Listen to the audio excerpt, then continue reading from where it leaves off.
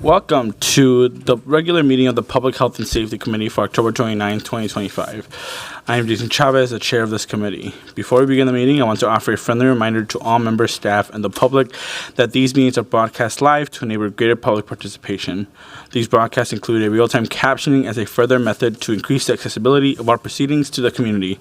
Therefore, all speakers need to be mindful of the rate of their speech so that our captioners can fully capture and transcribe all comments for the broadcast. We ask all speakers to moderate the speed and clarity of their comments. At this time, I'll ask the clerk to call the roll so we can verify a quorum for this meeting. Council Member Payne. Present. Rainville. Present. Chowdhury. Present. Palmisano. Present. Vice Chair Wansley. Present. Chair Chavez. Present.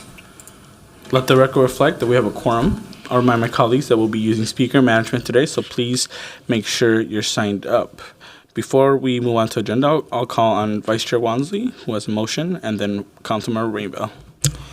Thank you, Chair Chavez. I would like to, and I think I might have to move one more copy down to the left, but I and Councilmember and Chair Chavez are bringing forward a motion to amend the agenda today to include legislative staff direction titled Charter Compliance and Enforcement, which would ultimately, if it's accepted, put it under as item 5 on discussion. I believe Councilmember and Chair Chavez and I are bringing this legislative directive together because we've seen in the past couple of days a refusal from the Fry administration to release the internal Davis-Mattori report done by MPD many months ago. And while that is a really concerning trend amongst this administration from blocking the council from receiving information that we're legally entitled to, it's also indicative of a larger systemic problem that we've encountered for quite some time. And we would like to think that the roles and responsibilities of the executive and legislative branch are clear, but there does seem, as we keep encountering these issues, to be a bit of lack of clarity around what consequences and penalties actually exist when there is non-compliance to the city charter. So that has really brought the intention behind this directive.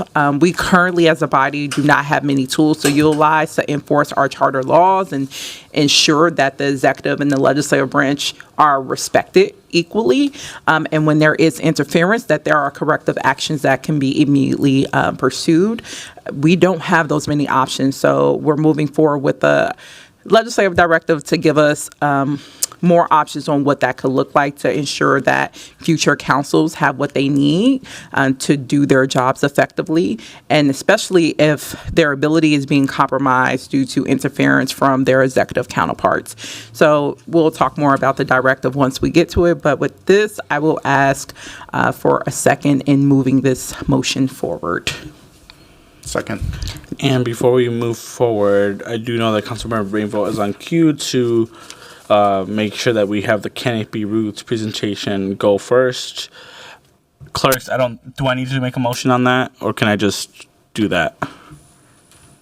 If there's no objection, okay. You're just, Mr. Chair, if I'm understanding, just shifting the items around? Yep, so 3 and 4, switching them around.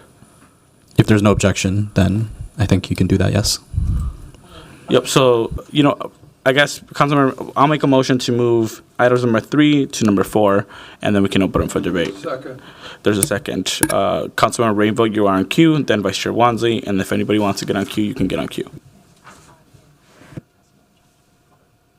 Councilmember Rainville, and then Councilmember Chowdhury. Thank you. My motion was just to flip the order of those reports. I have to leave at 3 o'clock, so I would enjoy hearing the Canopy Roots presentation. That's why I'm making that. Thank you. Councilmember Chowdhury. I wanted to make the request that we take up the legislative directive before the receive and files. Yep, we will do that. Okay, it said item number 5, so that's why I wanted to clarify that. Thank you. So what we're going to do first is approve the consent, and then we'll move on to a legislative directive that is being brought forward, and then we'll go into discussion. Great.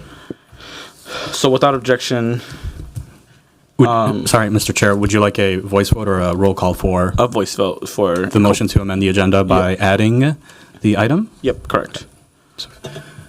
All those in favor, say aye. Aye. Those opposed, say nay.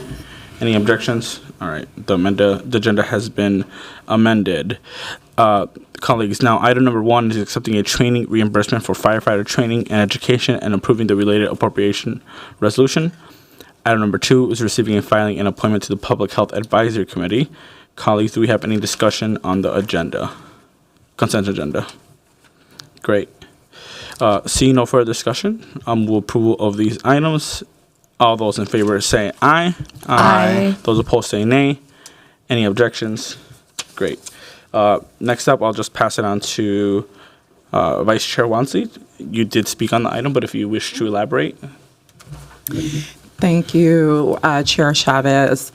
So Chair Chavez and I are bringing forward this walk-on item in response to Mayor Fry and MPD's failure to fulfill a request to present in today's committee, specifically about the MPD's internal investigation into the shooting of Davis Mattori. Now, for the public who may not be aware, Davis Mattori is a Black resident who repeatedly asked MPD for help because his neighbor was making specific racist threats to harm or kill him. And then this time last year, Mr. Mattori was shot in the neck, and that shooter was not apprehended by MPD for another 5 days. Now, MPD has stated publicly that they did conduct an internal review of this case several months ago, and Mr. Mattori himself reached out to full counsel on September 18th, asking us to obtain the internal report that was supposedly done. Now, in his request, he also highlighted that his inquiry was inspired by the reporting of Mariah Samuels, who is a Black woman, or was a Black woman, who recently lost her life to a known abuser who she also had repeatedly told MPD was a threat to her life. In response to Mr. Mattori's request, the council passed a legislative directive on October 9th requesting that MPD release the results of their internal investigation into the shooting of Davis Mattori by his neighbor, John Sawchak. On October 15th, that directive was signed by Mayor Fry, and the director requested that MPD, once again, present to the Public Health and Safety Committee on October 29th, which is today. And as we can see from the agenda, the report is not on there. And also, no one from MPD or the Office of Community Safety showed up to agenda setting for this committee meeting to speak about why they declined to respond to the council's legislative directive. I do want to give gratitude to Chair Chavez, who've made many attempts in getting a response for several days from the Office of Community Safety. And late yesterday afternoon, we finally received communications from Commissioner Barnett, who sent the email to the entire council. And I will say that email was deeply concerning and essentially deflected the whole basis of why the request was made in the first place. Commissioner Barnett stated yesterday in that email that he believes that releasing MPD's completed internal review would somehow conflict with the city's auditor's office ongoing independent after action of the Davis Mattori case. I will say this email is nonsensical for a few reasons. First, Commissioner Barnett stated that releasing the requested internal report will somehow impede the ongoing independent analysis being done by the city auditor's office. As of today, the city auditor has never made such claims and only cited that the auditor's office primary needs from MPD are their cooperation with the after action process. Commissioner Barnett also claimed, or essentially claims in this email, are not only suspicious but also are dubious, considering the fact that this body has seen MPD do both before. For example, last year, the council asked for both an internal report and the independent external analysis of MPD's use of ShotSpotter technology. MPD not only released their internal findings, but they also are actively participating in the independent analysis being done externally. So in this case, once again, OCS could absolutely do both. They could release their internal findings of what they discovered regarding the Davis Maturi shooting, while also cooperating with the ongoing after action that's being carried out by the city auditor's office. That was actually due on June 13th and is now delayed out to early next year for release. And that brings me to my second point. The Office of Community Safety or the Minneapolis Police Department cannot use the ongoing after action process as justification for their non-release of MPD's internal review when they're also the main barrier to said after action being completed. This past week, the city auditor informed council that the delay on the Maturi after action is the result of MPD's and the Fry administration's continued refusal to cooperate with the office investigatory process and thus allow the city auditor to complete his charter mandated duties, which includes producing the Davis Maturi after action. Now, in taking these two considerations together, Commissioner Barnett letters justifying MPD's non-compliance to publicly releasing the internal review of Mr. Maturi's case is not only absurd and unacceptable, but it's also illegal. However, I want to be extremely clear, neither Commissioner Barnett nor the mayor gets to obstruct council's legislative process as reinforced by the city's charter.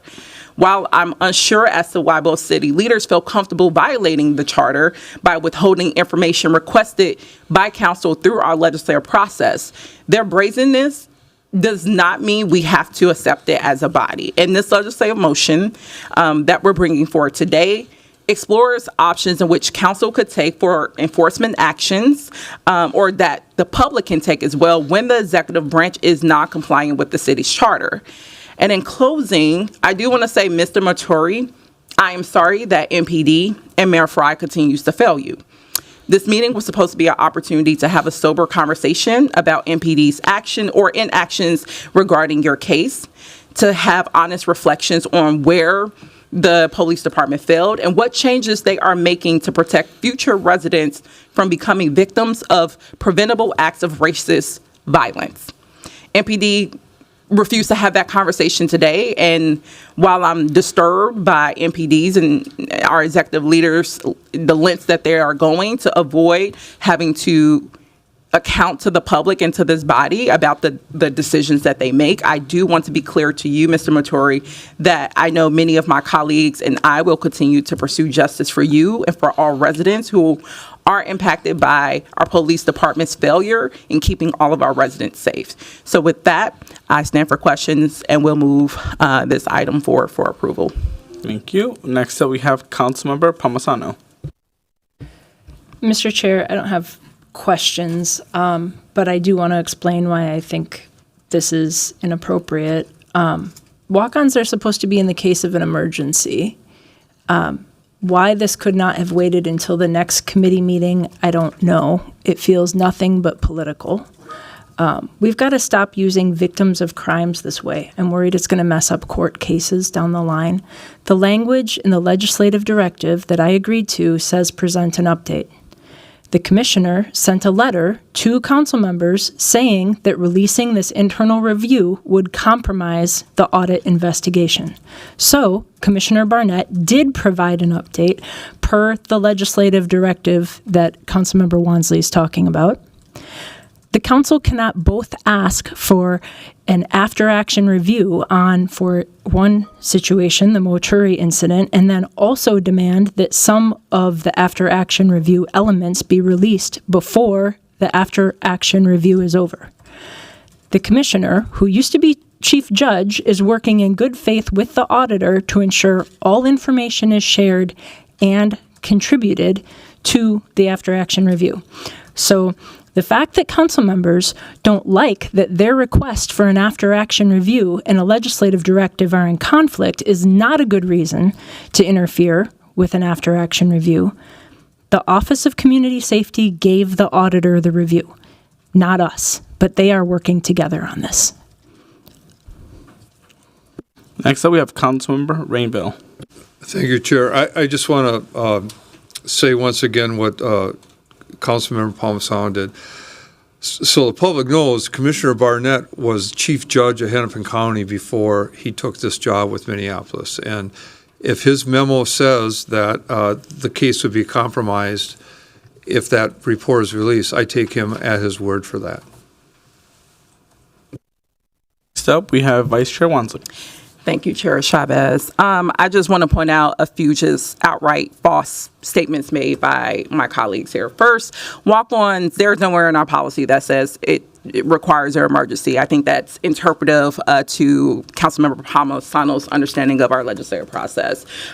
Nevertheless, I want to reiterate it was actually you, Councilmember Palmisano, when I referenced in the example where we saw MPD fulfill a request, which you brought actually a legislative directive to have an inquiry in the use of ShotSpotter technology. And I brought forward with a number of my colleagues also a request for independent and external evaluation of that process. They fulfilled your legislative directive and are currently working on that same external process. So once again, your point, and we've shown it through the president you said actually on this matter, that MPD can do both. There's a resistance to do both.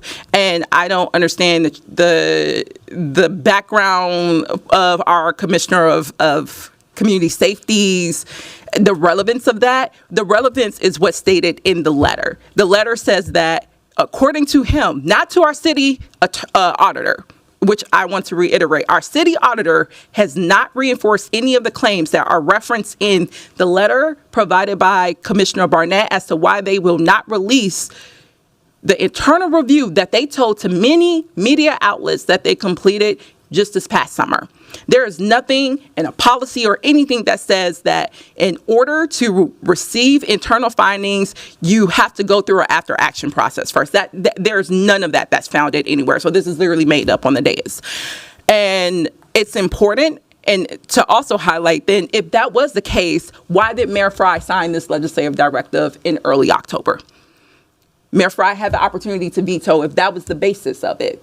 And yet that did not happen. We were under the understanding, under our charter, enforced understanding that we were going to receive this information that we're entitled to so that Mr. Matori could understand what actions are being taken to make sure no one is put in his same predicament of almost losing their life after having reached out to the mayor, to the chief of police, to the police themselves multiple times around getting protection, and then that protection was not rendered to them. So I just want to highlight, we've had numerous examples of what we're requesting being fulfilled. It is not being so in this case. And the rationale that was provided to us by our Commissioner of Community Safety is actually unsound. The public should have had this report today. Mr. Matori, more importantly, should have had this report. And the reason why we aren't getting this report and also the after action is because of the enabling of the Fry administration to continue to resist this body's attempts in getting information that we're legally entitled to, the public's requests for information that they're legally entitled to. And this is what this directive tends to reconcile, and that is absolutely appropriate. That falls exactly under our oversight authorities. And anyone else who doesn't want to seek it or actually figure out how to do your job in an effective and successful manner and not tolerate interference from the executive office, I encourage you to support this motion. Yeah, I want to read a key part of the legislative directive that the mayor signed and that has now completely shifted. Present the requested information to be received and filed to the Public Health and Safety Committee no later than October 29, 2025. What that means is that the mayor and his administration were supposed to come to agenda setting, submit an RCA, and get this item on the agenda. If the mayor was unwilling to do so, he should have not signed this action and he should have vetoed it. But he did neither.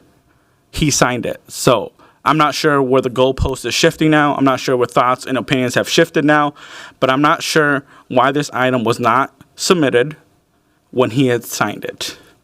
The math isn't mathing. This feels really wrong. I will finish with this part that's really important. Transparency is not political. Receiving justice is not political. It's just the right thing to do.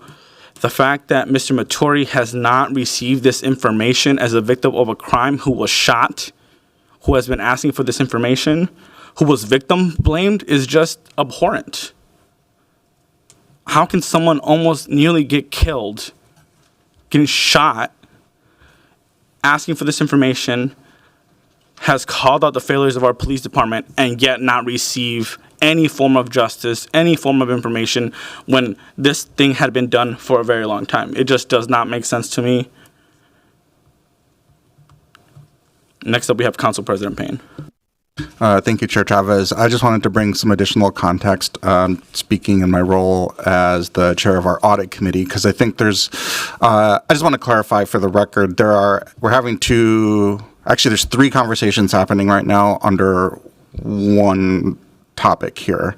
The actual underlying action that we have here is trying to get an understanding of what kind of consequences there can be for violating the charter. And I don't think anybody should actually disagree with us as an oversight body figuring out what do we do in the case of a violation of city charter, whether that's from an elected official, including us, or any other position in leadership or officer within the institution. So if that's all that we're talking about and all that's in front of us for a vote, which in fact it is, that should be a unanimous vote. So that's that piece. The thing that I think is also getting conflated here is there was an internal investigation after the shooting of Davis Maturi conducted by MPD. Separately, there was a request for an after-action review from our independent city auditor. The legislative directive that we were anticipating see a response to today was strictly related to the internal review done by MPD. The after-action review done by the city auditor has also been held up, and he expressed his concerns with the lack of cooperation from MPD to conduct that after-action review, that independent after-action review. We on the city, on the audit committee, just sent a letter to the mayor requesting that, as the audit committee, not as a council, but as the audit committee, requesting that they rectify the situation with MPD not cooperating with that after-action review.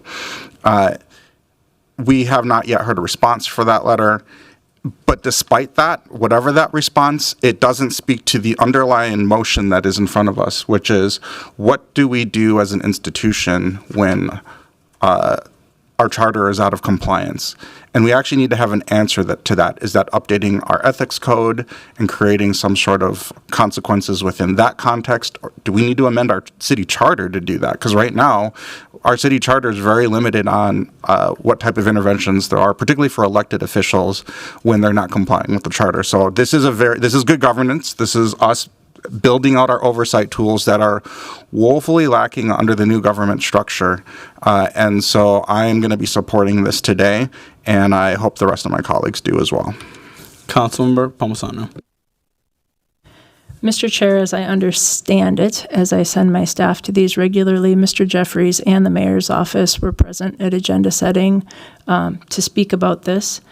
I don't understand why my comments are categorized as conspiracy by Councilmember Wansley, but she demands that her responses are authority here on this body. I don't see her example of ShotSpotter being similar or even remotely similar. Her example about ShotSpotter and me adding on a directive during the conversation about ShotSpotter, it has not been reported back. Did I miss it? I think it's due in March of next year. This motion, as Council President Payne mentions, is fine on its face. It's an interesting academic exercise, but it presumes already, its intent presumes already, and without speaking it, that there has been a violation of the city charter here, which is ridiculous on its face. Next up, we have Councilmember Rainville. Thank you. I have a question for our attorney.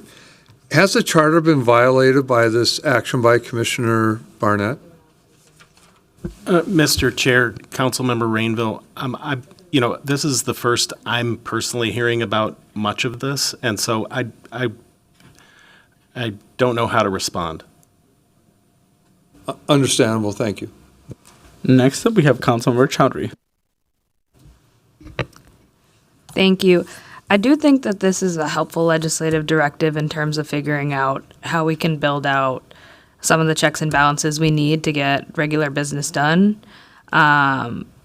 There have been instances throughout this term where one of the main tools that we do have as a city council is this legislative directive to get information from the city administration if it's 5 hours or more of work. And it's important information to get to do our regular business. And we also set a deadline. And oftentimes we work with departments to set that deadline to receive that information.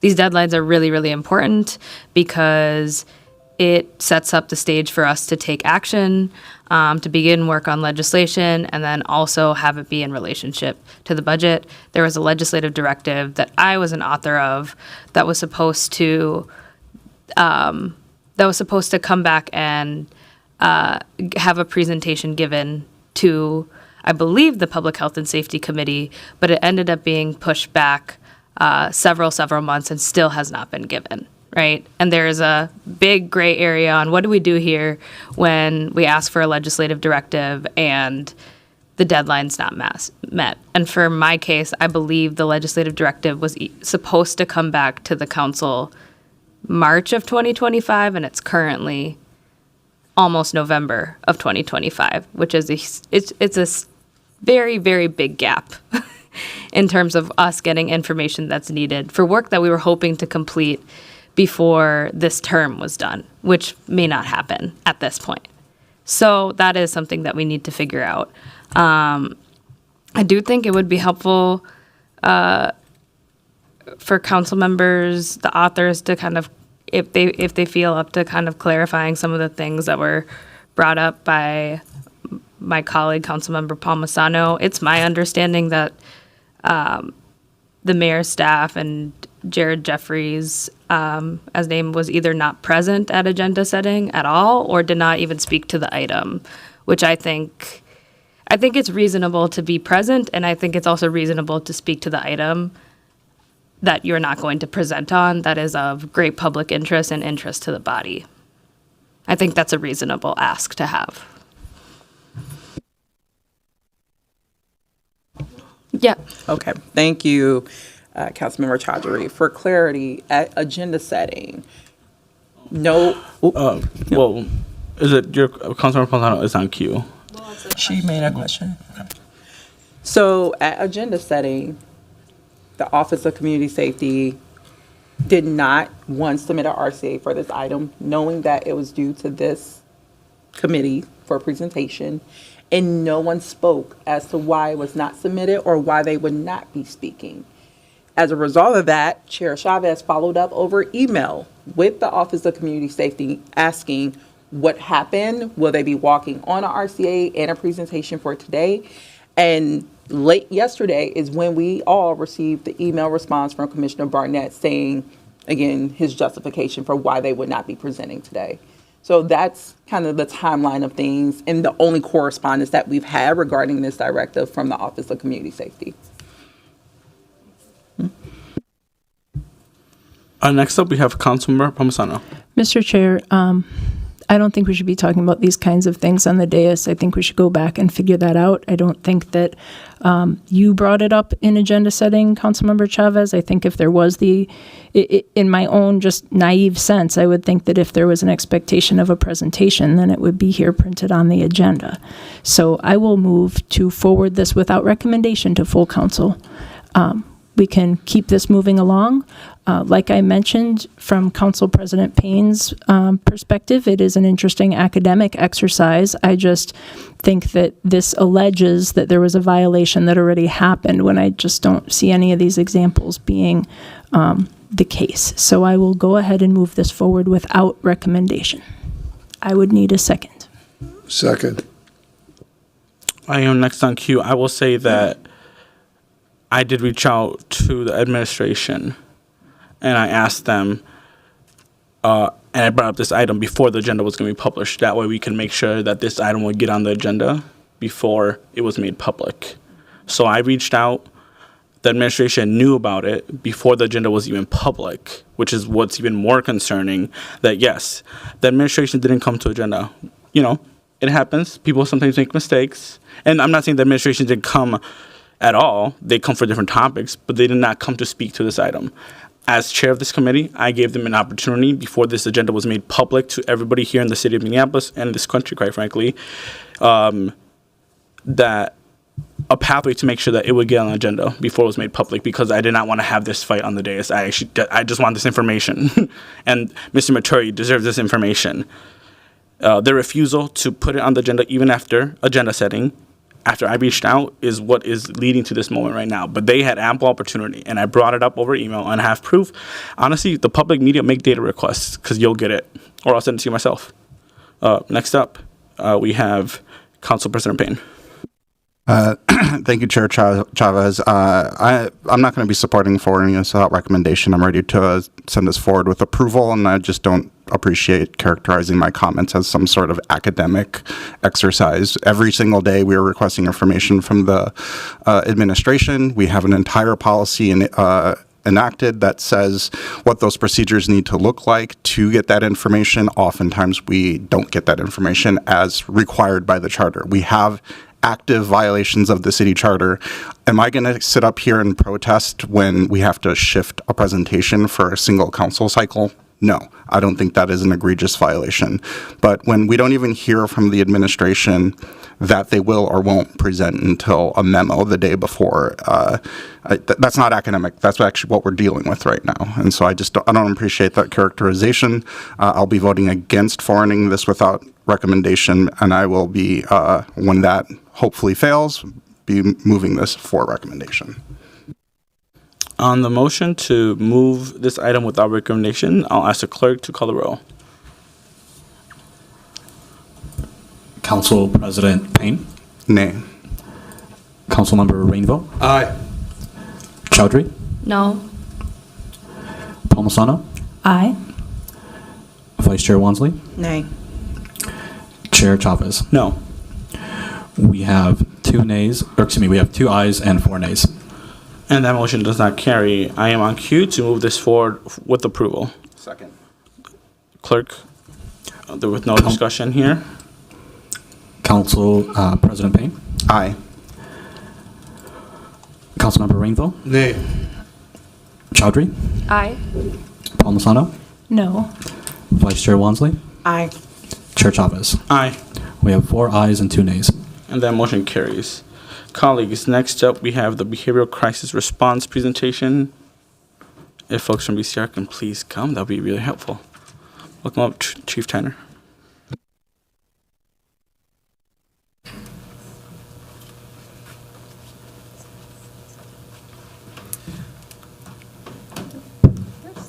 I'm just going to introduce you. But I think we have to get our presentation lined up. So, Yeah, thank you.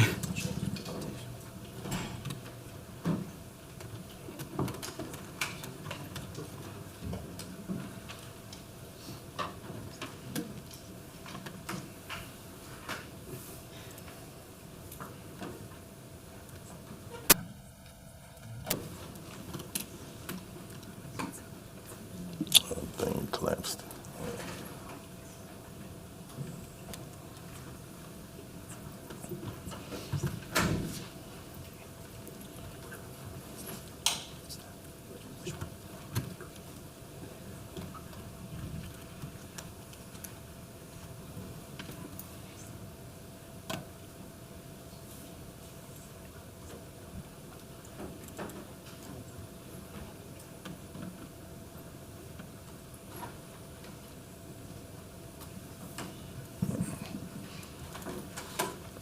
All right. Mr. Chair, members of the committee, we have with us today our partners from Canopy Roots to make their annual presentation on behavioral crisis response. So I'd like to introduce to you Cherie Hansen, Director of Welcome. Behavioral Crisis Response for Canopy Roots. Thanks for being here.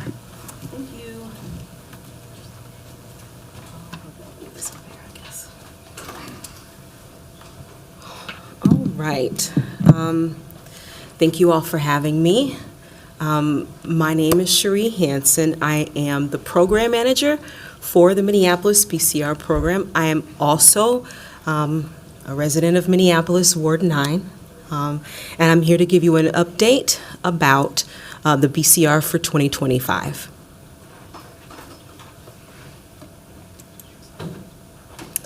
So to take you through what we'll be talking about, we're going to go through an overview of Canopy Roots and the BCR, key program highlights for this year, and we'll talk about successes, challenges, and opportunities moving forward. So first of all, who is Canopy? Right? We are innovative mental health unarmed first response that operates here in Minneapolis via 911 dispatch. Our approach is different, right? Our approach focuses on collective knowledge and supporting people within the context of their community. We want to identify natural and cultural strengths that are already in existence and tap into those. And we would like to affirm our recipients' dignity above all else.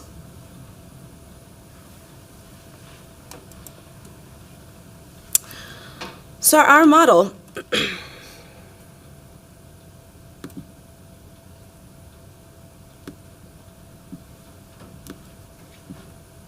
all right. So our model looks like this. It's culturally affirming, meaning our responders are trained to meet the needs of people from many different backgrounds and identities. Of course, our responders are unarmed. They are they're trained to leverage relationship as opposed to leaning into a power differential to get what they need and to move the situation forward in the community, right? We're going to lean into supporting that person, meeting them where they are, as opposed to exercising power over them or leaning into that power differential. So our responders are trained and certified. All of our responders are mental health practitioners per the statutes. Additionally, some of them also are licensed therapists, LICSWs, LPCCs, and social workers. So our services, of course, are embedded into 911. This is the way that the community is able to access us, through 911 dispatch.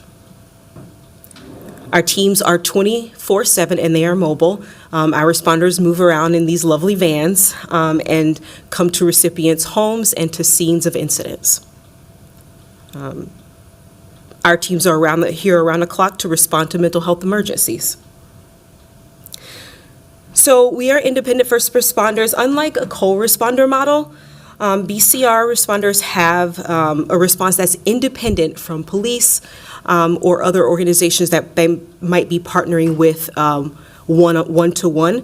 Our responders work in pairs, and we independently are brought into situations by dispatch on our own.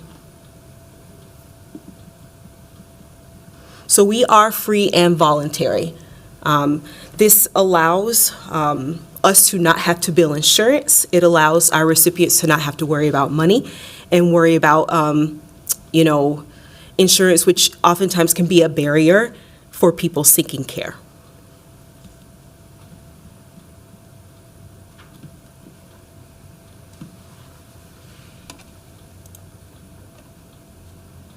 So what does a BCR do when we are out there supporting recipients?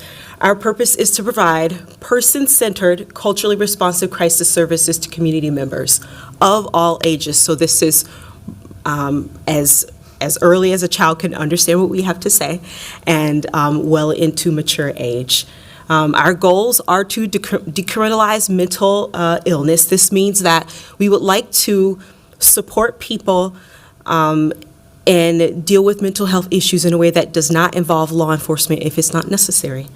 Of course, we like to avoid involuntary hospitalization. Sometimes hospitalization is necessary for the situation, but oftentimes there are other ways to solve these concerns and address these issues. And so we like to, again, work within the context of the recipient's community and provide support that is based in what they need, that doesn't make us have to take them to the hospital when it is not the best option. So when we respond to a behavioral crisis, we promote safety through the use of emotional de-escalation tactics. Our responders are trained in de-escalation and seek to humanize people and their struggles, believing that this naturally de-escalates people. Crisis intervention and support, our responders engage in creative and respectful problem solving with recipients that supports their culture and their experiences, not go against them. We always like to connect recipients to appropriate services and resources. Our responders are familiar with many resources that can help community members in whatever situations they may find themselves, and of course, whatever identity that they have. We seek to have the resources and referrals that are appropriate for them and tailored to them.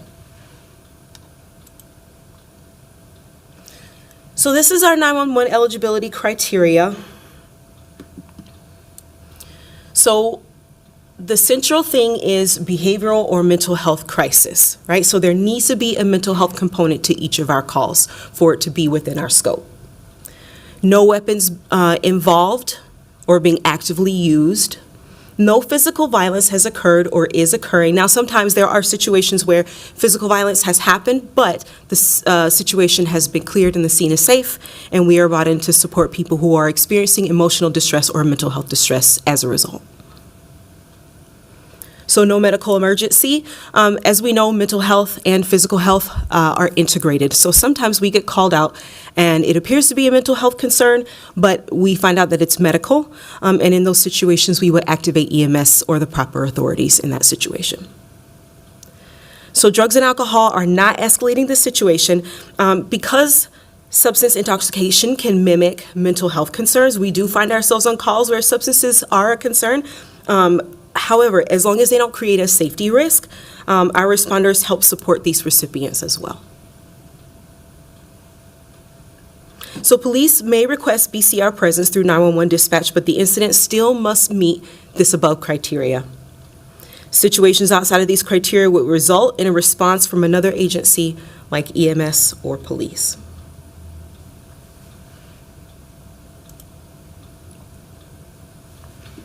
So some of our program highlights.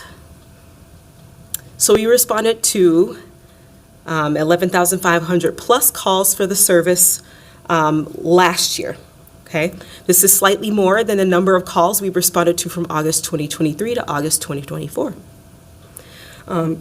We responded to 8,973 behavioral crisis welfare calls, meaning the BCRWs, that problem nature code. And then the 2,610 are the BCR calls or the priority 1 mental health calls. So we completed our second year of 24/7 operations in June.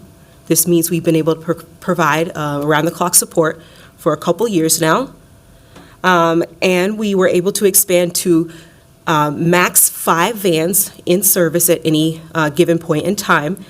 And from 3, so we increased 2 vans available at our high times. And starting in November 2024, that was when we were able to get that started. And we had been working towards that for a while, so we're really proud of that milestone.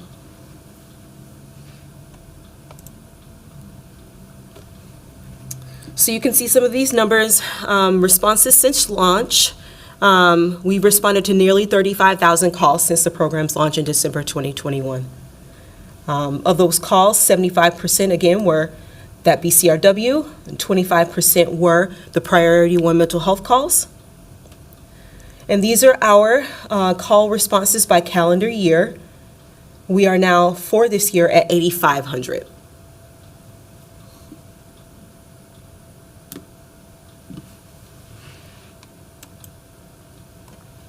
So this is a breakdown of our response locations. As you can see, we have responded to calls in every neighborhood, every ward, and every precinct of Minneapolis. Now that embeddedness, that how we're integrated into 911 is what allows for us to be available in these situations to accomplish this many calls and support the community in this way, in this capacity.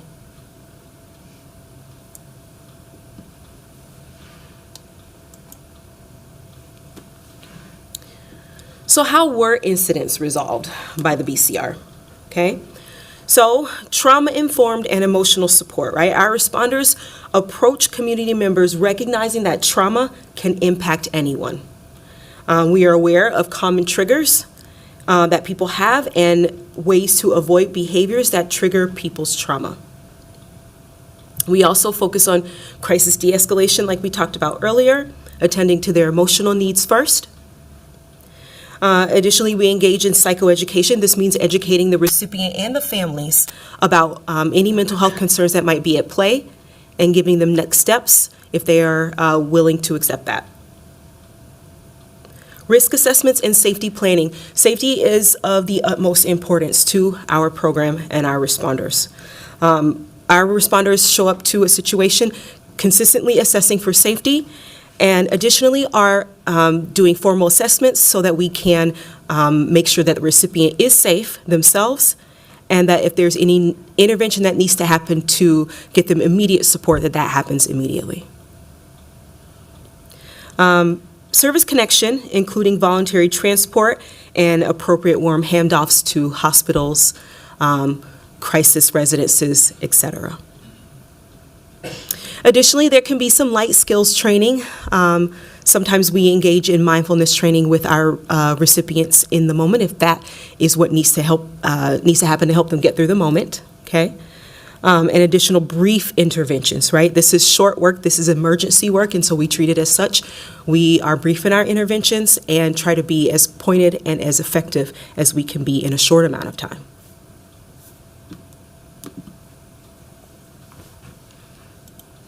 All right, successes and progress. At this moment, the BCR has fulfilled the goals and functions originally intended for our services. This year has been mostly about maintaining, right? Maintaining the success and deepening our effectiveness. So one of the ways we've been able to do that is through development of a community advisory board focusing on oversight and accountability. So in order to deepen the effectiveness of our services, right, that accountability is really important. We want to be accountable to the community, and we want to be accountable to the leaders, accountable to the responders, and just general accountability from the community about the services that we provide.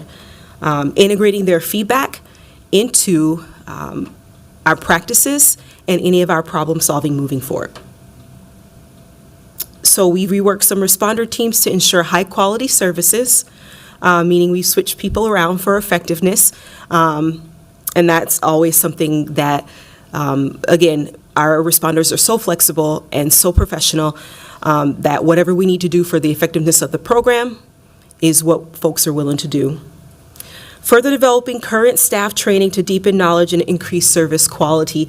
This is a big focus since I've been the program manager, and for those of you who don't know, it's been about 5 months for me so far.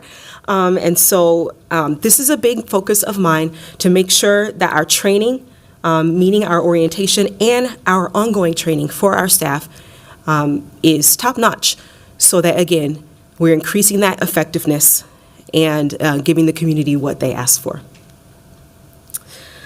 So right now, we are embarking upon an overhaul of that responder training, updating the program-wide policies, rethinking how we support responders doing the work, right? Just refining what we have to offer. So we did hire one of our largest cohorts in response to high staffing needs. I believe that was 6 months ago.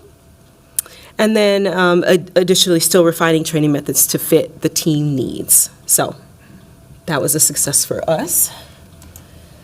All right, so I'm going to ask one of our lead responders, Tiana Ingram, to come up and share a story with you all about being in the field and the services we provide. Thank you. Welcome, Tiana. Hi, excuse me. My name is Tiana Ingram. I am a Minneapolis resident, but I've also been with Canopy Roots for 2 years. I was a responder for about a year, and then I've been a lead responder for a year. I am very passionate about the work that we do. I absolutely love my job, so I could be here talking to you guys about calls all day. I was told I get one, so one that's kind of always stuck with me It was for a recipient. That's who we call the people that we see. There are recipients. So it came in that a female was crying to the dispatcher, and that's ultimately all they were able to get. So we went in pretty blind. We just knew somebody was upset and needed some help. So we get there, and it takes a little bit for her to let us in. Again, we can hear on the other side of the door just crying, very escalated. So there was some just talk about who we were through the door, build a little bit of trust that way. So she eventually opened it up. So me and my partner were able to go at least into the home and try and do some of those assessments. It was hard for us at first to get any information from her because she was so escalated and crying. So one of the de-escalation techniques that we had to use was just mirroring breathing. So I just sat there with her, told her to copy what I do, took some deep breaths. Eventually she was able to de-escalate a little bit so we could kind of talk about what was going on. And she was having some relationship issues. But deeper to that, she had this overwhelming feeling that nobody was there for her. She didn't have anybody to support her. This relationship was what she felt was all that was left of her support system. So at that point, she didn't want to be here anymore. She was talking about how if this wasn't going to work out, she didn't want to be alone. So she was adamant that she was going to commit suicide. We did our suicidal assessment. She had the ideation, so she had the thoughts. She had the plan. She was going to shoot herself. So that put up a red flag for us because now we need to know, do you have the means? Like, do you have a weapon here that you could do it with? Come to find out she did. In her bedroom, she had a gun. So at that point, we have to call PD, and they came very quickly. They removed the gun from the scene as we're just continuing to talk to her outside of the home. The gun was inside the home, so we made sure that we all left the building until PD could come and clear it. PD came to clear the gun, and there was one in the chamber. So she was, I believe that if she did not get what she needed in that moment, we could have lost this Minneapolis resident. So after the gun was cleared from the scene, a lot of just de-escalation, we did emotional support. We talked about, okay, you don't have any social supports, but maybe we can get you some, like, we call them, like, social, not social supports, but like clinical supports, right? Connected her to some resources. But ultimately, she felt that she still would not be safe being at home, so we were able to transport her to the hospital. We got her to a point where EMS wouldn't be needed, right, because we took away that major means in that moment, and because we had built that rapport, we felt safe enough to make that transport, and she felt safe enough with us. So that's just one of the many calls where I feel like we were able to do very important work. They all aren't like that. Sometimes it is calls where we might be too late, or it's maybe someone just needing help navigating the shelter system for the first time. But all of these calls are extremely important to us. They're important to our community members. I'm a part of the city, so they're important to my neighbors. So I am thankful that I get to be a part of this program. And I look forward to all of the work we continue to do. Thank you. Thank you, Tayana. Switching out computers here. All right. So moving into some of the successes and or challenges so far. Challenges and opportunities, that's what it is. Okay. So for us, as you all may know, the BCR switched January 2025 from being under Neighborhood Safety Department to fire. You know, anytime there's a transition like this, there are challenges, right? Change is hard, especially for an organization that got used to operating one way, right? So communication and collaboration, we're still trying to work together on that with fire. We do see an opportunity in here sort of to learn from fire, which is an established, organization that's been around for so long. And so we're interested in continuing to learn from them, but as we continue to move forward together, we're problem solving that communication and that collaboration piece. Additionally, leadership changes, right? So me, 6 months or 5 months so far, we'd had some turnover in our leadership. These things are always, these things are not fun. They're not, they're a transition for our staff, but, for me, having the opportunity to build upon the leadership successes of those that came before me is a real big honor. I intend to pour every bit of my innovation and skills into further improving the service that we have been tasked with. Again, I'm a Minneapolis resident as well, and so I see this as a service that we are providing to our neighbors and our friends. And so I take that responsibility very seriously, and again, hoping to build on top of those successes from the past. There have been situations where, or there has been a situation where the one-time funding that the council had previously allotted it's been a long process to kind of get connected with that. And though this has been kind of a challenge, we choose to see this as an opportunity to understand more about what's needed from the city, from us. And we stand ready to provide what is needed from us to advance this process. But again, it is still, that's still in the works. So something else that a concern that happened sort of this year is the concept of scope creep. And what that means is basically when a program is intended to fulfill a certain purpose, when there are other needs that exist, that program can begin to fulfill not only the purposes that they were originally intended for, but also the other niche needs that are in existence, right? And so upon realizing that, we are moving into areas that were not a part of our original intention.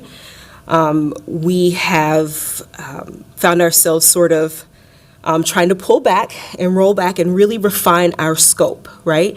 Making sure that everything that we are involved in is mental health related. And some of the items that we have been involved in, this was because we wanted to help. These are things like assisting someone with a wheelchair issue. This would be things like doing a non-mental health welfare check, right? Again, things that needed to be addressed that we kind of got pulled into because we wanted to be helpful, but understanding that we have a very specific purpose and a very specific contract, and we want to fulfill that particularly. And so that's what we've been focusing on, kind of bringing it back. We've had to educate our collaborating first responders about this limitation, and additionally, we had to kind of retrain our responders as well to really focus on what our mental health scope is and what we are trained to do. So we're in the process of pulling that back and reworking that.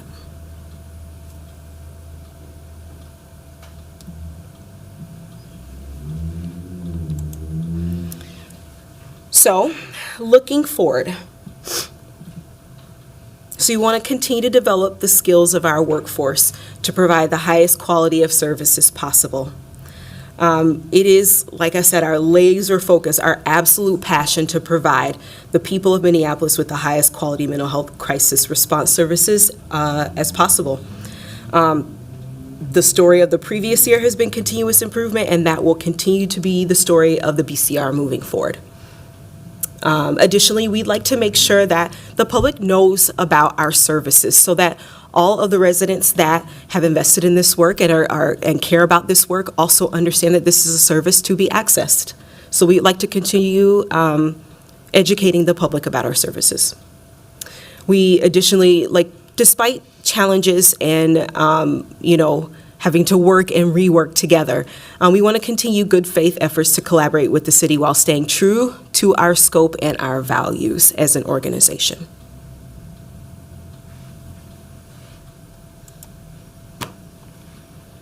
Thank you. Thanks so much for the presentation and for being here. I'll first start off with Councilmember Palmisano. Thank you for this presentation. I had a chance to speak briefly with Chair Chavez about this presentation that got loaded just a couple hours ago. Is there a report or something more like the fire department has with more metrics at this point? Well, I know that there's various metrics. We keep lots of records ourselves, and I know that the city has begun to, Dispatch does in particular. Those can be provided to you all. I know that we also have worked with Minnesota Research Justice Center, who has been studying our program for the last year, and coming out later on this year, we should have those specific numbers for you all about details of the program. Thank you. I think we can all agree that this program has been successful in allowing unarmed responses to behavioral or mental health calls, and I truly believe in that model of response. Thank you for your part in that. Now that we are 2 full years into 24/7 service, I was hoping for more data other than the number of calls received per year and per ward. Absent those metrics, I will say I'm not sure I can accept that something that broadly needs a behavioral crisis response in my ward should go unanswered or be pushed off by the BCR team, and that's something that I can take up through the fire department. I did, and because you are new, I have a legislative directive that I looked back, Mr. Chair. It's actually due back in June of next year. That asks for a lot more qualitative and quantitative details, such as response time, how long calls take on average. I know there's a pretty wide variation. I was on a ride-along where I think it was about 3 hours, and I was on a ride-along where I think it was about 3 minutes. So, but how long calls take on average, staffing resources, outcomes by type, that sort of thing. We just approved an amendment to this contract for another $7 million. I'm not questioning the value of this service, but I would like us to receive robust data every year on the effectiveness of it. Because of the incredible work of Director Harrington's teams in OCS and even the Coppola lawsuit, we require other contractors within the city to provide a lot of data for contracts that are a lot less in value. We talk about the council's role of oversight, and I do believe that in this case we need a lot more data to perform that oversight duty. I was very glad to say you stand at the ready to provide us what we need to advance that process, and I think that we'll get there. Absolutely. Thanks. Thank you. Next up we have Councilmember Rainville. Thank you, Chair, and welcome. This is going to be an exciting new career for you to take part in. So thank you so much for coming today. I really appreciate your point about continuing education, more education for the public. I think you have a great service, but so few people know about it. I myself have called many times with problems in the ward, and it's always been a great result. So thank you. I do have one question, though. On slide 7, you talk about behavioral crisis welfare check as opposed to behavioral crisis response. Could you tell me what the difference is, please? There could be a lot of differences, but the main one is, there are 2 different problem nature codes, and the BCR is the priority one, meaning this is an emergency that needs to be gotten to immediately, right? Oftentimes our teams are able to stop what they're doing and even pull from other precincts to make sure those priority 1 calls are answered right away. So that's the BCR code. Yep. And the BCRW, what is that? So everything else that is broad mental health crisis support. And maybe it doesn't have to be like an immediate response. Maybe it is a welfare check and it's something that we don't have to tend to immediately, and so we'll take those as they come up, but the priority ones, we kind of stop what we're doing, right?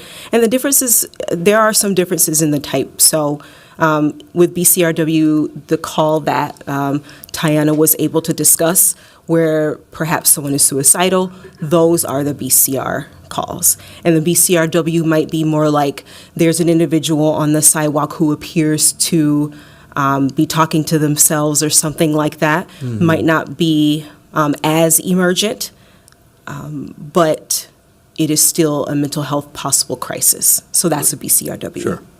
And that makes sense. Thank you very much. Yes. Next up, we have Vice Chair Wansley. Thank you, Chair Chavez. Thank you for this presentation. Just a couple of questions regarding, I forgot what slide this was on, but the Community Advisory Board. Can you share a little bit more about the process of that, where that's housed, how people are able to participate? Yep. So this is something that we're in the works of starting. So it's a work in progress. Essentially, there are members of the community who are interested in serving on this board. The particular, and that's always existed, but the particular oversight function is what we're really building here. And it is the ability for any of our community complaints that come in to be reviewed by the board, any of our policies that might need updating that we want community feedback on. That would be something that the oversight function handles. And any variety of issues. Sometimes, I might come with concerns that I want to know what they think about it to inform any policy that I'm changing or that I'm improving, which is a big focus of what I'm doing. Those would be items that I would ask the Community Advisory Board about. I would have to give our community outreach staff, I would have to engage them to give you a more direct answer on that. But we're still working on it at this moment in time. Thank you. And just for clarification, this is housed under Canopy Roots, correct? Yes. Okay. I will note for a staff follow-up just around some more of the kind of specifics around the board itself, how people are able to join, those type of things. I also want to flag too for also staff follow-up, because I don't see either Office of Community Safety. I see fire leadership here, but not sure if you would know this answer, Chief Tyner, but this body also passed in collaboration with the executive something called the Safe and Thriving Communities Advisory Board, and it's essentially around supporting initiatives like BCR. So figuring out ways in which those respective boards will relate to each other and give feedback and things of that nature. Sounds great. On the next question, this was related to slide 11. Yes, can you share how many was a part of the cohort that you hired? This largest cohort one. I'm going to say 13, if I remember correctly. I know it's only been like 3 years on average, what it's been typically. I would say, and some of this is before my time, to be honest, I would say between 6 and 8 is probably more normal. Thank you. And then this one might be for you and also Chief Tyner, just thinking of the scope creep piece and talk about some of the gaps that you all have fulfilled that you're, reining back on. I am very much aware that the city paid the policing project, or CUNY, to do a gaps analysis of all of our safety services that also included BCR. And they have a whole section on exactly what you're talking about, things that BCR has responded to that could be diverted elsewhere. So I would like to know, Chief Tyner, how you and the Office of Community Safety are working together to kind of reconcile that, because this report essentially reinforced some of those things and gave recommendations on what the city could do to kind of protect, you all's focus of work, while also saying, well, maybe these are other areas that you need to develop as services, new services, or absorb in existing services. So just wanted to get a sense of where you all are at with those recommendations. So right now, we're pretty much in the exploratory phase. We've figured out early on that we were having some scope creep with BCR and Canopy Roots. They were being used for like everything that we didn't have somebody to do, whether that was somebody needed a ride or somebody needed some resources, or like it was a lot of different things. If we needed a ride for a wheelchair, so we were able to kind of really bring that back and really focus it on behavioral crisis and what it was originally intended to do. And so some of those other things we're still exploring solutions to, but we haven't come up with what the solution is just yet. Okay. Do you know if there is any, at least like follow up on the explicit recommendations in the CUNY report, because also thinking of scope creep, I think also like scope evaluation. They, for instance, recommend revisiting the persons in crisis calls as possibly something that does fit into you all's scope of focus, or also they talk about jumper or threat to jump as also a potential thing to revisit as part of like being in the scope. So they gave very clear suggestions around things that should maybe be absorbed into the scope and what should be removed. So just if y'all are doing anything specifically with the CUNY recommendations. So I think that's probably a better question for OCS, but Okay. for us, we do respond to threats to jump and things like that. So we've got things like that covered, but it's more of the more mundane things like, getting ride for a wheelchair, or, a ride for a citizen that just needs a ride, and things like that we really still have a gap for. Okay, so it sounds like OCS, who's overseeing this piece of the gaps analysis, hasn't really worked closely with you all around those specific recommendations. And I'll note that for a staff follow-up then for OCS. Yeah, I don't know if I would characterize it that way. They have their work to do. We have our work to do. Our work is right now working with Canopy Roots and BCR. A lot of that other stuff is happening outside of the fire department.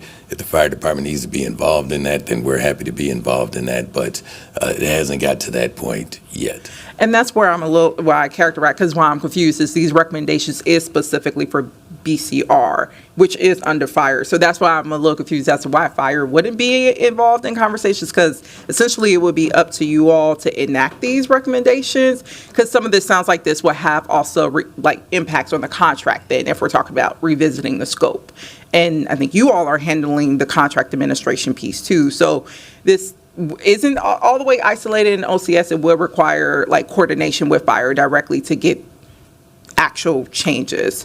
So some follow up on where those things are happening with OCS, and then how they're planning to incorporate you or whoever comes after you, Chief Tyner, around it proceeding or advancing these recommendations.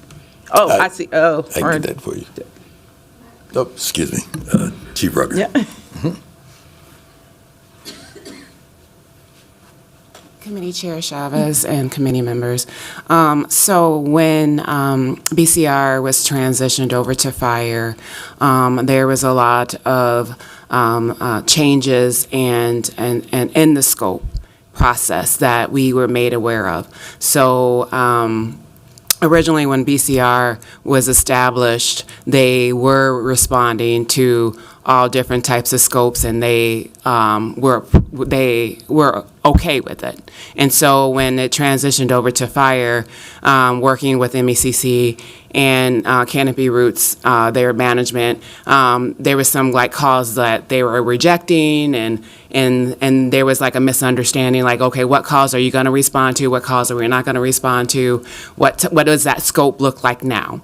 Working with Cherie and Candace, and MECC and MPD and Fire, we kind of visited scopes of the calls or revisit the scopes, and BCR and Canopy was telling us that their scope has changed according to their insurance and things like that. So we had to revisit what the scope of calls were looking like, just even from just the original part. So as we are going through revisiting those scopes and what they are able and capable of responding to, we have been working on, is it going to be expanded? What's going to be pulled back? So that conversation has been taking place as a whole, and as well as coming up with clearing forms to collect data, how that data is collected, what data can be collected in the city, if it's HIPAA violations, so things like that. So these conversations are happening as to what the response is and what the outcomes are. So that conversation is taking place. I actually think I know where the disconnect is on this. I get you all are having those conversations. Have you both had the opportunity to see the gaps analysis done by CUNY on the behavior crisis response? So we have had, that has been presented to us, but in actually, delving into it, we still have to see, what those gaps are. So as we're collecting data as to where those gaps are, we haven't even had a chance to collect enough data to see and to really revisit where those gaps are from, because there was when they came over to fire, there was a gap in actually having data and collecting that data and what data is collected into the city. So until we have a full amount of data to even look into what those gaps are, we haven't even been able to delve into, expanding, and having BCR expand to fill certain levels. And just to get just a bit of a disconnection there. So I think the analysis, the reason why I asked, they did that. So with the data, and I think this was largely when you were all still in neighborhood safety department, it looked at years of data that was collected for BCR 2023, I also believe 2024. And that's where they make these specific recommendations around persons in crisis or no jumper calls. Like they're pretty specific, and they're referencing the data that has been provided. I want to say, like, of all the safety programs that we've had, and even in this report, it hasn't been behavior crisis response in terms of an issue of flagging, of providing data. They were able to have a really good sample of data to do a substantial analysis on what gaps are currently existing. And this was from almost like a year and a half ago. So I know still it co-aligns with the transition. So that's where I'm still a little bit, it sounds like, of course, you all are doing ongoing analysis, but there was a deep analysis done by external contractor and talks about specific gaps that could be readily addressed. And it sounds like you all are figuring out some other outstanding ones. And that's why I'm asking of, like, the ones that could be readily addressed, that external contractor that was paid to look at data and come up with, what's the process for those? And it sounds like all of this is still ongoing and requires follow-up from OCS too. And if I may, one thing I will say is some of this speaks to the leadership changes that we've had, right? Some of this information being passed from previous leaders about what has already been done. There's some catch-up that needs to be done on my part, and in the role of program manager as a whole. And so I'm looking forward to problem solving that with fire, and I'm glad that you brought that up because this means that we can address it moving forward. Yeah, hopefully you've also gotten to see the substantial report too, because it sounds like I think it's with the goal of helping you all have that alignment, and it pointed out and reinforced what you shared with us around certain calls were being relegated to BCR that should have been diverted elsewhere. Yes. And so it's very much like here, it's just like making sure we're not duplicating work when you already have a vendor that did it and is still on payroll to help you figure out like that troubleshooting of gaps. Thanks. There is no one else on queue. Thank you so much for the presentation and for the update on BCR, which is a service that's really important to our constituents and a service that they value a lot. So just want to thank you for being here today. Thank you. All right, colleagues. Seeing no more discussion, I'll ask the clerk to file Mr. that. Oh, I'm sorry. My apologies. No, go ahead, Michael. I thought you were about to adjourn there, but we Oh, have one more no. item. I'll ask the clerk to file that report. And lastly, colleagues, our next item is a presentation provided an overview of the Homegrown Minneapolis Initiative. I'll invite Allison from the Homegrown Minneapolis. Welcome. Good afternoon, Chair Chavez, Vice Chair Wansley, and members of the committee. I am Allison Babb. I manage the Homegrown Minneapolis Initiative based in the Health Department, and we're here today to provide an update on our work. So launched in 2008, Homegrown Minneapolis is a city-community partnership to expand our community's ability to grow, process, distribute, eat, and compost more healthy, sustainable, and local foods. Homegrown supports community gardens, including the city's garden lease program, farmers markets through the Farmers Markets of Minneapolis Collaborative, food waste prevention efforts, including resources to help restaurants prevent wasted food and boost their bottom line. We also staff the Homegrown Minneapolis Food Council, including managing food systems projects co-created with those community members. I'd like to invite my co-presenters, Todd Western IV, Vice Chair of the Homegrown Minneapolis Food Council, and Jenny Breen, Chair of the Homegrown Minneapolis Food Council, to share an overview of the Food Council and the foundational documents that the Food Council helped Homegrown staff create. Thank you and welcome.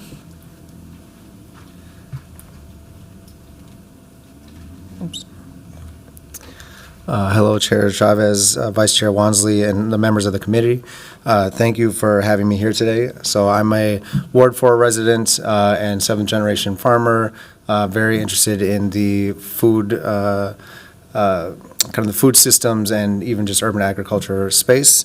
And I've served on the Food Council since January of 2024.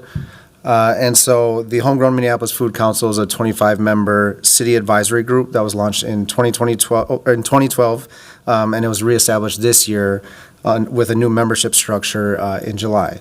And it is appointed by and reports to the mayor and the city council. And the Food Council works with diverse stakeholders to build healthy, resilient local food systems and connects local government, businesses, organizations, and residents.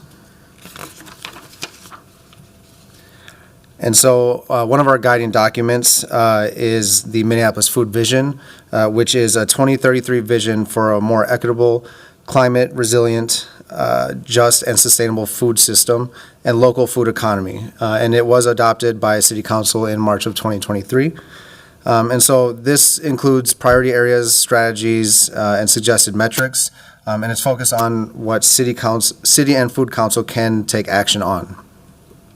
So this is a companion plan to the Climate Equity Plan, and it connects us to over 300 cities worldwide who have signed the Milan Urban Food Policy Pact and developed their own plans to develop sustainable food systems that are inclusive, resilient, safe, and diverse.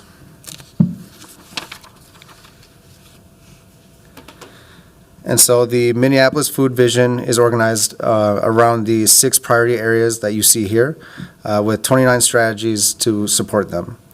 And so now I'll pass it off to my colleague Jenny to talk about implementation of the Food Vision. Thank you and welcome, Jenny. Thank you, Chair Chavez, Vice Chair Wansley, and members of the committee. Thanks for having me here today. I am a public health nutritionist, chef educator. I spend half my time teaching at the university and the other half running a teaching kitchen here at the hospital, Hennepin County Medical Center. And I'm extremely invested in sustainable food systems and food justice. I've served on the council since 2021, but I was a part of the founding group in 2008 that developed the council. Much of our work intersects with the city's climate work, and we were able to integrate. Is that right? Thank you. We were able to integrate many food vision strategies in the 2023 Minneapolis Climate Equity Plan. Here's an example of one such strategy. This resulted in Homegrown receiving some funding from the city's Climate Legacy Initiative, which is currently used to fund homegrown community projects around urban agriculture and preventing food waste.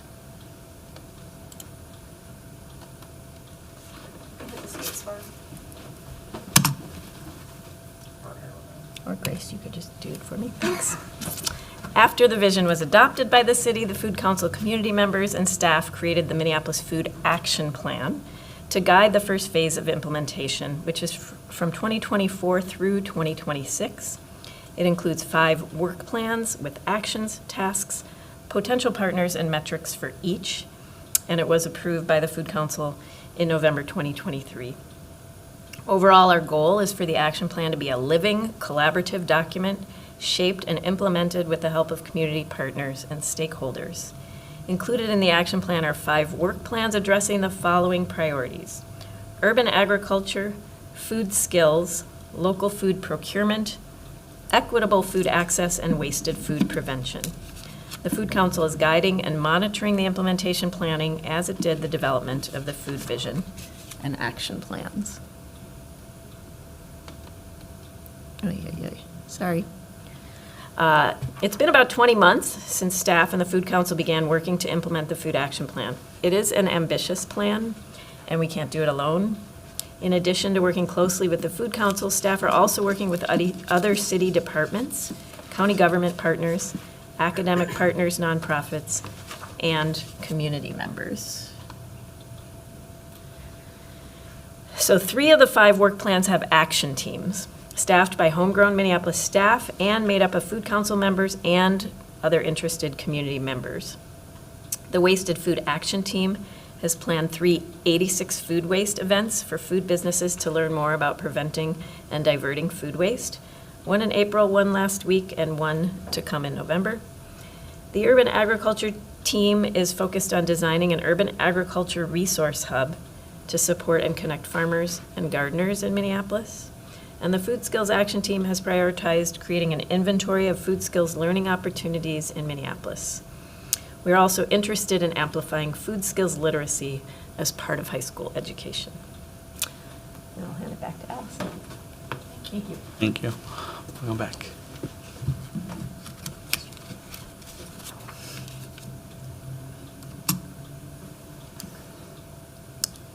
In addition to the Food Council's role in implementing the Minneapolis Food Vision, homegrown staff are also leading work that's aligned with implementing the Food Vision. Overall, the work that we do is guided by community priorities, taking advantage of opportunities as they present themselves, and of course, available resources. Our work would not be possible without the help of many partners. Today, I'd like to highlight some of our efforts related to wasted food prevention, urban agriculture, the Homegrown Minneapolis community projects, and our farmers markets. So with support from a USDA compost and food waste reduction pilot project grant, we are implementing a new program focused on wasted food prevention in restaurants.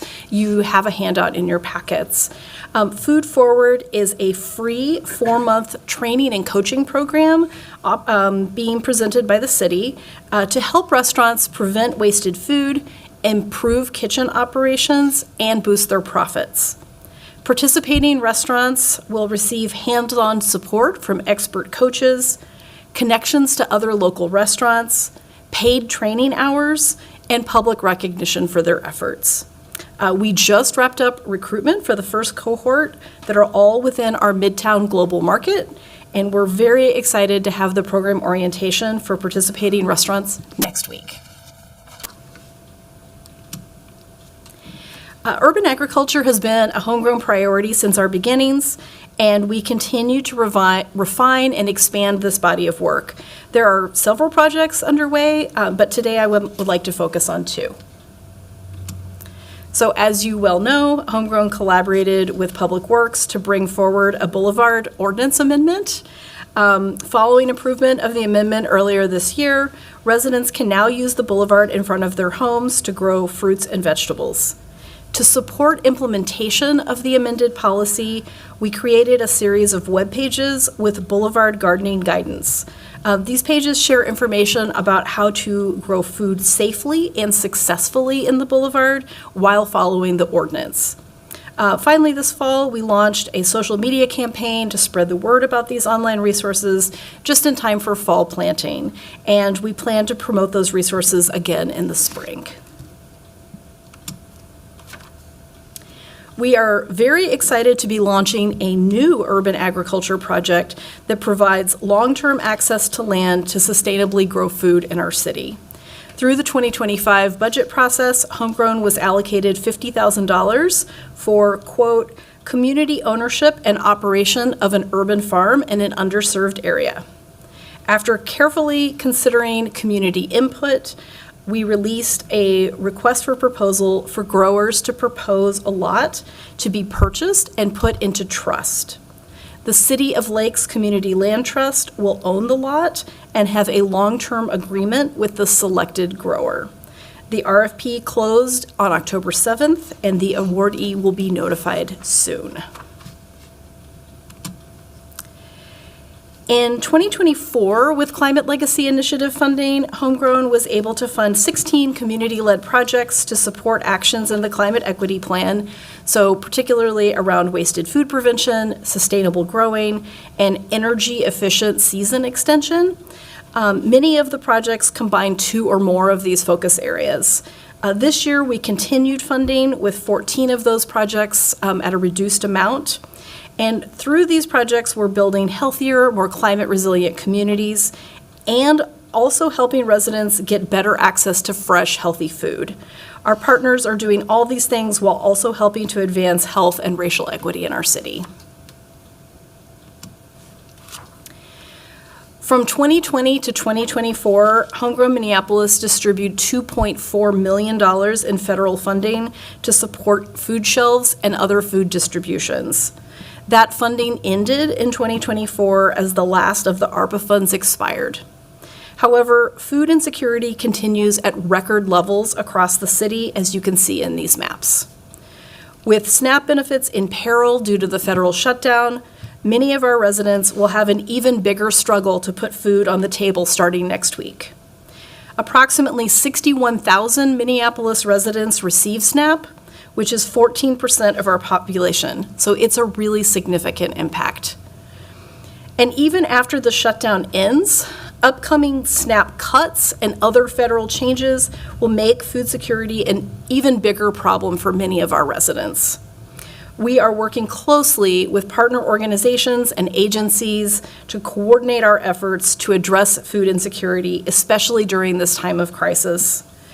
And while the homegrown community projects are small in scale relative to the need, our sustainable growing projects are distributing their harvest for free to community members struggling to access fresh, healthy food. We're also funding food rescue that takes safe, healthy food that would otherwise go to waste and gets it to those who need it most. By addressing climate change and helping address food insecurity in our communities, these efforts are really a win-win. Our farmers markets in Minneapolis are important pieces of both the food access landscape and the local food economy.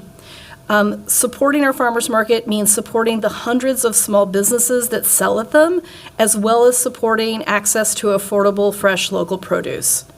In 2024, the 16 farmers markets across the city saw 1.45 million visitors. Most farmers markets in Minneapolis accept SNAP EBT, and as you can see in the graph, SNAP usage at farmers markets is high. When combined with market bucks and produce market bucks, which are matching programs that increase customers' spending power to buy healthy local food, SNAP spending represents hundreds of thousands of dollars spent with local farmers and producers. Sadly, the federal funding for produce market bucks is currently at risk. The Minneapolis Farmers Market on Lyndale is on city-owned property. This is our city's biggest farmers market with about 100 vendors, 1,000 customers per hour, and over $5 million in sales per year. In anticipation of the Royalston Light Rail Station opening very nearby, there is a current project to update the infrastructure and make the facility more sustainable. In partnership with Property Services and with support from Intergovernmental Relations, the city received an earmark of $850,000 in community project funding from Housing and Urban Development. That funding will be used for design services, which should be finished this December. $4.15 million was allocated for construction in the 2025 Capital Improvement Plan, and construction is set to begin in spring of 2026. We're very much looking forward to seeing those improvements. Finally, there's just a few things to keep an eye out for. We will be doing community engagement with garden lease program stakeholders with the goal of making some equity-focused updates in time for the 2027 growing season. We will obviously continue to monitor changes at the federal level that impact SNAP, WIC, and other programs that impact food security, and plan to deepen our collaboration with our Hennepin County colleagues as they implement their soon-to-be-released Hennepin County Food Security Plan that's anticipated to come out next month. We plan to release a new RFP in 2026 to advance the food systems goals in the Climate Equity Plan while continuing to address food security. So that completes our presentation, and we're happy to respond to any questions that the committee may have. Thank you so much for the presentation. I'll first pass it to Vice Chair Wansley.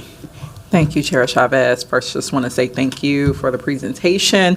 No questions, but mostly an invitation around collaboration. So this body has been exploring two of the priorities as adopted by the Food Vision plan, specifically around healthy foods access and healthy food skills, and then also food systems research and outreach as it pertains to addressing food insecurity and food deserts in key pockets around the city. In my ward, it's around the University of Minnesota. We worked with our legislative staff to come forward with a pretty comprehensive report looking at the scale of that insecurity when it comes to access to affordable groceries and food, and learned that 1 in 4 students right now are currently going without access or just going without a meal each day, which is just ridiculous. And in response to that, looking at other innovative models around what it looks like to have a city-owned grocery store to fulfill that need, as opposed to relying upon corporate grocery or grocery chains that we're seeing all across the city, especially in North Minneapolis. They come in and then they flee and have not been a reliable presence in meeting this particular need, and what ways in which government institutions can show up. So would love to work with homegrown council, specifically our advisory board members as well as staff, on those efforts. Our office has been able to coordinate with specifically our neighborhood association partners and the University of Minnesota to get some seed funding to actually hire expert to look at what concrete next steps we could explore in getting actual grocery store in the university area to meet that need. And they're going to be working to get a presentation to the community sometime next year, but would love to be part of ongoing conversations as we're awaiting that. And then also things that we're looking to do at the city side at really looking at pushing this very new model. And I think we're going to have to be very creative in light of what you highlighted in terms of the federal cuts that are targeting our residents and working families' access to fresh and affordable produce, which was already growing in its accessibility in general. I mean, eggs are $9. That's ridiculous. I might want to buy some chickens. It might be cheaper at this point. But just wanting to make sure that we're not limiting ourselves as governmental partners in the ways in which we can show up. I'm happy to hear about the disbursement, and also sad that those dollars have expired, essentially, the ARPA dollars to support food shelves. And I know there are some people in my ward who believes, as opposed to pursuing other options like a grocery store or city-owned grocery store, we should just simply rely on or tell people to rely on food banks. And I think that is very much a needed mitigation effort, but in it itself cannot be the ultimate goal towards addressing and resolving and solving food insecurity and basically eliminating food deserts in our city. We have to look at building sustainable, permanent infrastructures that meet those needs. And I'm really excited around this body's efforts to explore that more broadly and comprehensively. So just want to extend that invitation, and really excited to continue the work that you all have been leading on, and look forward to what we can do together to improve outcomes in the coming months and years. Thank you. Next up, we have Councilmember Pomsano.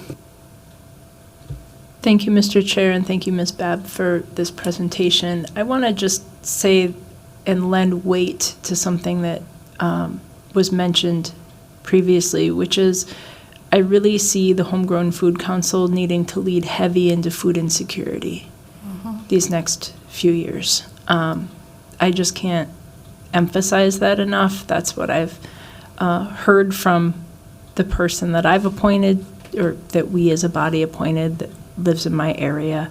And it is so dire. And I see it every day, and I help out constituents that I can. So I appreciate some of the movement toward that, and I know that some of these other aspects will help that effort largely. But thank you for what you're doing on that. Thank you. And I'll be quick. I just want to thank you for showing us the map of the evolution of food security work, particularly, even looking at the red, it's in every single ward. So this is happening across every ward in Minneapolis where residents are dealing with food insecurity. So I just wanted to at least thank you for providing that detailed map to us to be able to evaluate and at least look into, because this is something that's really impacting every single ward in Minneapolis. And with federal funding cuts, a lot of issues happening in this country. I don't expect that to get any better, so I think it's important to at least be able to highlight that here today.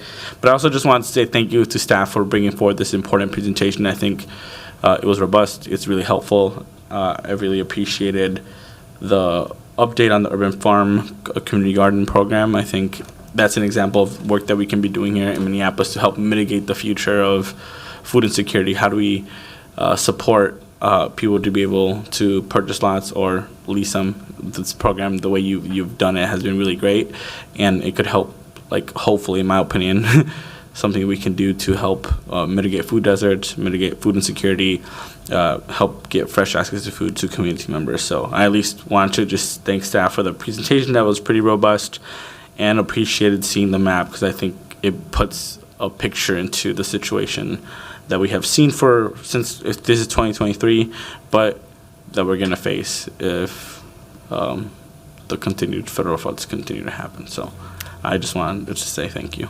Yeah, so thank you, Chair Chavez, Vice Chair Wansley, and members of the committee for the opportunity to give this presentation. Just know that we were in the audience when Ashley Jook presented, and we actually had her give a presentation to the Homegrown Minneapolis Food Council at our August meeting. We are very interested in collaborating with this council, or whoever the next council is as well, to address food insecurity in our city. So my contact information is on the slide. Please feel free to reach out. I would be happy to meet with any of you individually or return to the committee as desired. Our city has a high degree of food insecurity. I recently had the privilege to attend the Milan Urban Food Policy Pact global convening in Milan. I was just there 2 weeks ago, and they talked about nutrition poverty, and that feels like a better term to use. I know Ashley quoted the Minneapolis Food Vision in her presentation talking about food apartheid, and how food deserts tend to imply that it's somehow a naturally occurring phenomenon, and it is not. It is the result of systems and policies that have been in place for a long time, the legacy of redlining and other historical discrimination, that certain parts of our city lack access to resources to have full access to healthy and affordable food. I think none of us think that food shelves are the solution. Everybody that I know that works on these issues thinks that families should have enough resources to feed themselves by shopping at regular grocery stores and buying what their cultural preferences are and what their dietary needs are. So we're happy to support that in whatever ways we can. Thank you. And lastly, we have Vice Chair Wansley. Oh, never mind. We're good. If nobody else is on queue, just thank staff for this presentation. It was really helpful, and we really appreciate the work that you all do. So thank you. Thank you. All right, colleagues. Seeing no further questions, I will ask the clerk to receive and file that report. And seeing no further business before us, I will declare this meeting adjourned. Oh.